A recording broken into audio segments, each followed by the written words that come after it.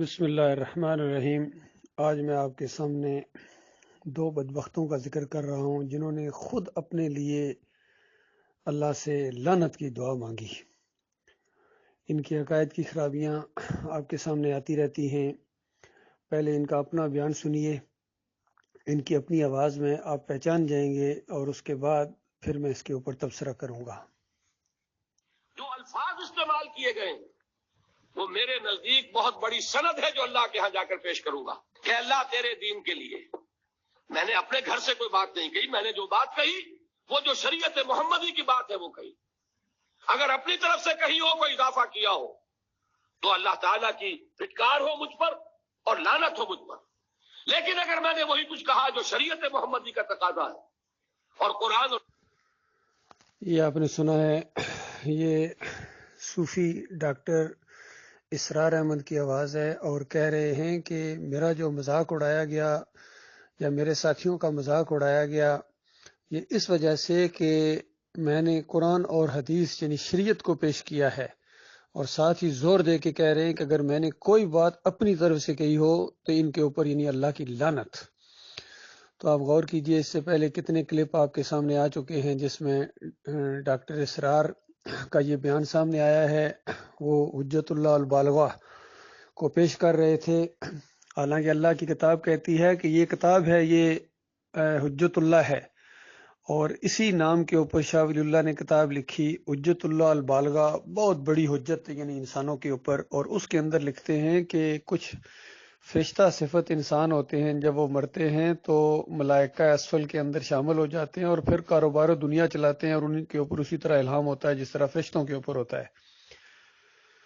تو یہ بات بیان کرتے ہوئے ڈاکٹر اسرار کا کہنا تھا کہ یہ فلسفہ مجھے قرآن اور حدیث سے نہیں ملا ہے۔ غور کیجئے ذرا اس بات کے اوپر، کہتے ہیں مجھے قرآن اور حدیث سے نہیں ملا ہے، یعنی شریعت کے اندر یہ نہیں ہے، لیکن شاہ صاحب کی بات کو کیا میں ردی کی ٹوکری میں پھینک دوں؟ یعنی اس کو بھی تو نہیں جھٹلایا جا سکتا۔ تو آپ غور کیجئے ڈاکٹر اسرار کا کس طرح دوہرا معیار سامنے آ گیا ہے اور کس چیز نے ان کو مارا ہے، اور خود کہہ رہے ہیں کہ اگر میں نے قرآن اور حدیث کے علاوہ کوئی چیز پیش کی ہو تو ان پر اللہ کی لعنت۔ تو یہ جو تصوف کی ساری قصے کہانیاں پیش کی ہیں، اور یہ شاہ ولی اللہ کے حجت اللہ البالغہ کو جو قرآن و حدیث کے علاوہ پیش کیا ہے، تو اس کے اوپر تو پھر لعنت پڑے گی۔ اب کیا کیا جائے بتائیے؟ کہتے ہیں ان کی عزت کرو، ان کا کردار ہمارے سامنے اس انداز سے آیا ہے۔ اور دوسرے مفسر قرآن ہیں، ان کا نام ہے محمد حنیف، اور میں خود گواہ ہوں اس بات کا کہ کتنی باتیں ان کی اس طریقے سے تھیں جو انہوں نے کچھ کہی اور بعد میں اس سے انکاری ہو گئے۔ ایک بات انہوں نے بالکل ٹیلی فون کے اوپر میرے سے کہی تھی کہ ہم کیسے اسٹیج سے کہہ سکتے ہیں کہ شاہ ولی اللہ نے گمراہی پھیلائی۔ تو اس پر میں نے ان کو کہا کہ کیسی بات آپ کر رہے ہیں؟ ڈاکٹر عثمانی رحمۃ اللہ علیہ تو کہتے تھے، اسٹیج سے کہتے تھے، ہم بھی کہتے رہے ہیں، کہیں گے اور پوری زندگی کہتے رہیں گے چاہے کچھ ہو جائے۔ جب اس نے گمراہی پھیلائی ہے جس کا بھی میں نے ذکر کیا ہے، حجت اللہ البالغہ کا، جس کا دفاع کر رہے ہیں ڈاکٹر اسرار، تو محمد حنیف صاحب اس طریقے سے دفاع کر رہے ہیں کہ کہنے کہ ہم سٹیج سے تو نہیں کہہ سکتے نا، باقی آرام سے کسی کو کہہ دو کہ انہوں نے گمراہی پھیلائی ہے وہ اور بات ہے، لیکن سٹیج سے کیسے کہیں گے؟ تو اس طرح انہوں نے نامردی دکھائی۔ تو بعد میں جب اس ایک موقع کے اوپر ان سے جب بات چیت ہو رہی تھی تو تین اور باتیں بھی تھیں، تو یہ ساری باتیں جب کہا گیا کہ آپ تو یہ کہتے رہے، یہ آپ نے بات کہہ دی ہے، تو کہنے لگے جس نے یہ باتیں کہی ہیں اس پر اللہ کی لعنت۔ تو یہ بہت بڑی بات ہوتی ہے اللہ کے بندو، یہ لعنت کوئی معمولی چیز نہیں ہے، یہ وہی چیز پڑی ہے جو ہم لوگوں کو نہیں پتا ہے کیا مسئلہ ہے، تو ان کے اوپر لعنت اس طریقے سے پڑی ہے۔ باقی ڈاکٹر اسرار تو اسی بدعقیدگی کے اندر مر گئے، ان کا تو معاملہ ختم ہو گیا، لیکن محمد حنیف ابھی آخری سانس لے رہا ہے۔ یہ اگر توبہ کر لے تو ایسے گناہ گار اور ایسے فریبکار بھی کو بھی اللہ تعالیٰ معاف کرنے کے لیے تیار ہے، چونکہ وہ بہت غفور الرحیم ہے۔ یہ تو فرعونی انداز انہوں نے صرف اختیار کیا، اصلی فرعون کو اللہ تعالیٰ نے کہا تھا کہ فرعون کیا تو چاہتا ہے کہ تجھے بالکل پاک کر دیا جائے، یعنی گناہوں سے پاک کر دیا جائے، اللہ سے یعنی ڈر جاؤ اور اللہ کے سامنے سرنڈر ہو جاؤ۔ تو وہ نہیں ہوا تھا، اس طرح یہ محمد حنیف بھی نہیں ہو رہا، سرنڈر نہیں ہو رہا، اپنی انا اپنی ضد کی وجہ سے اور اسی تکبر کی وجہ سے ڈاکٹر اسرار کی جو ہے یہ مت ماری گئی تھی، اور ان دونوں نے اپنے عقائد کو اس طریقے سے برباد کر دیا۔ اور پھر دیکھیے یہ عقیدے کی خرابی کے بعد باقی چیزیں کتنی زبردست طریقے سے بیان کرتے ہیں. کاش یہ اپنے عقیدے کے اوپر قائم رہتے، ایمان کے اوپر قائم رہتے، تو باقی باتیں تو ان کی اتنی زبردست تھیں محمد حنیف کی بھی. اور یہ ڈاکٹر اسرار کی مزید باتیں آپ سنیں کہ ایک انقلابی دعوت جب اٹھتی ہے تو اس وقت کیا ہوتا ہے. تو انقلابی دعوت تو توحید کے اوپر اٹھتی ہے، بنیاد اس کی توحید کے اوپر ہوتی ہے، عقائد کی صفائی پہلے کی جاتی ہے. یہ نہیں کہ پہلے عقیدے برباد کرو اور پھر کہو کہ مدینہ ریاست بنا دیں گے. یہ تو عمران خان صاحب والا انقلاب ہو جائے گا کہ پہلے جا کے مزاروں کے اوپر سجدے کرو، امام زامن بندواؤ یا علی مدد کے پٹے بندواؤ، اور اس کے بعد پھر کہو کہ ہم مدینہ ریاست بنا دیں گے. یا پھر مفتی محمود نے جس طریقے سے وہ تحریک اٹھائی تھی کہ مزاروں کے اوپر جا کے حلوے بانٹے، عرس اور میلے کے اندر شرکت کی، اور شرک کے سارے جتنے بھی ان کے مطالبات تھے عوام کے وہ پورے کیے، اور اس کے بعد کہتے ہیں ہم نظام مصطفیٰ لے آئیں گے. تو بالکل یہی معاملہ ہوا ہے ڈاکٹر اسرار کے ساتھ بھی، مودودی صاحب کے ساتھ بھی، خاتم حسین رضوی کے ساتھ بھی، حافظ سعید کے ساتھ بھی، جو بھی اس سیاست کے اندر آئے ہیں یا عقیدے کی خرابی کے اندر آئے ہیں یا ان طاغوتوں کا دفاع جس نے بھی کیا ہے، تو وہ اعلیٰ حضرت ہوں یا ابو الاعلیٰ ہوں، بریلوی ہوں، دیوبندی ہوں، اہل حدیث ہوں، سب کا یہی انداز ہے. کتنے اصولی باتیں کتنی اچھی کہیں گے، لیکن جب عقیدے کی بات آتی ہے تو اتنی زیادہ خرابی ہے ان کے اندر. اب مزید سنیے کہ ڈاکٹر اسرار اس راستے میں تکلیفوں کو کس انداز سے بیان کر رہے ہیں. کاش یہ صحیح عقیدہ بھی ان کا ہوتا. باقی جن کا اب صحیح عقیدہ ہے ان کے لیے اس کے اندر ایک مزید سبق ہے. سنت کی بات ہے. تو پھر اگر مجھے کسی نے پاگل کہا اور کسی نے دقیانوسی کہا اور کسی نے اور فکرہ چست کیا، تو میں اس کے لیے، میں تو سمجھتا ہوں میرے لیے وہ سند ہے جو اللہ تعالیٰ کے ہاں میں جا کر پیش کروں. اور یہ جان لیجئے کہ وہی بات ہوتی ہے ہمیشہ، ہسٹری ریپیٹس اٹسیلف. وہ بات کریں گے جو حضور نے کی تھی، وہی رد عمل سامنے آئے گا جو اس وقت آیا تھا.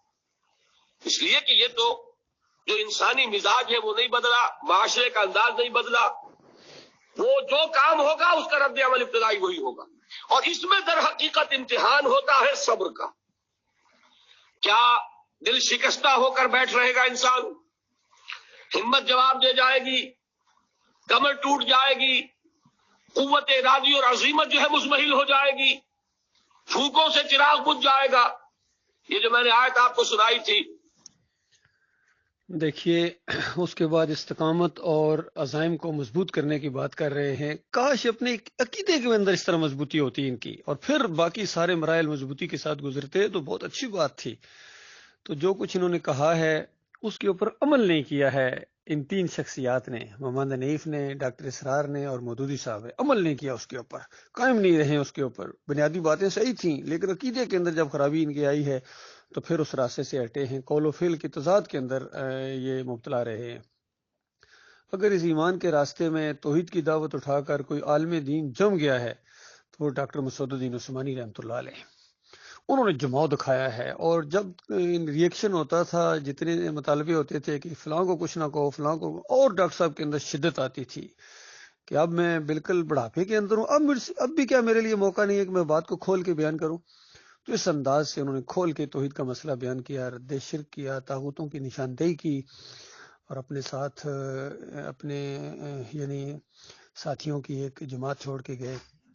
اور آخر میں آ کے 2017 کے اندر آ کے ان کے عقیدے کے اندر، محمد حنیف کے عقیدے کے اندر خرابی آئی ہے. تو اس طرح یہ بربادی ان کے اندر آئی ہے اور یہ ٹکڑوں کے اندر بٹے ہیں اور فرقہ پرستی والا انداز اختیار کیا ہے ان تینوں حضرات نے.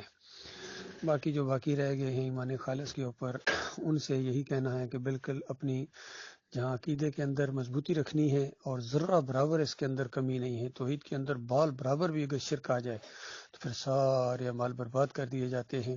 تو اس کے اندر مضبوطی ہے اور اسی کی پھر دعوت ہے. اور پھر اس میں ارادے کو مضبوط کرنا ہے کہ کچھ بیت جائے، کچھ ہو جائے، ہم نے نہ مردی نہیں دکھانی ہے ان لوگوں کی طرح، چاہے انٹرنیشنل پریشر آئے یا ملکی پریشر آئے یا معاشرے کا پریشر آئے یا گھریلو پریشر آئے یا اپنے نفس کا پریشر ہو. کسی چیز کو ہم نے برداشت نہیں کرنا ہے.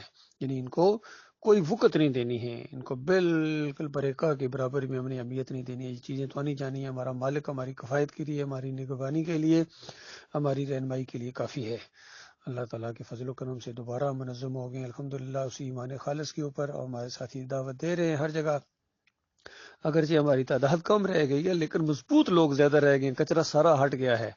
اور اس کچرے کے انجام جو ہے بہت برا ہونے والا ہے. جو اسی شرک کے اوپر مارے جا رہے ہیں ان کے لیے قرآن کے اندر بڑا خوفناک انجام بتایا گیا کہ ان کے منہ کالے ہوں گے، اور ان کالے منہ والوں کو کہا جائے گا کہ ایمان کی نعمت پانے کے بعد پھر کافر اور مشرک ہو گئے تھے. بے ایمانو چکھو مزہ، تمہارے سامنے حق بات آئی تھی، تم نے اس کا انکار کر دیا. تمہیں اپنے اکابرین، اپنے امیر اور صوفیوں سے زیادہ لگاؤ تھا. اللہ کی کتاب کی کوئی اہمیت نہیں تھی. اللہ کی عزت اور اللہ کے وقار کا تمہارے اندر کوئی وہ رمق تک باقی نہیں رہی تھی. مالکم لا ترجون للہ وقارا وقد خلقکم اطوارا. یہ آیت ہم ان کو سناتے رہیں گے. وما قدر اللہ حق کا قدر، اللہ کی انہوں نے قدر ہی نہیں کی جس طرح قدر کرنے کا حق تھا. یعنی ایمان کی کوئی قدر نہیں کی. سب کے سامنے ایمان کی دولت آئی تھی.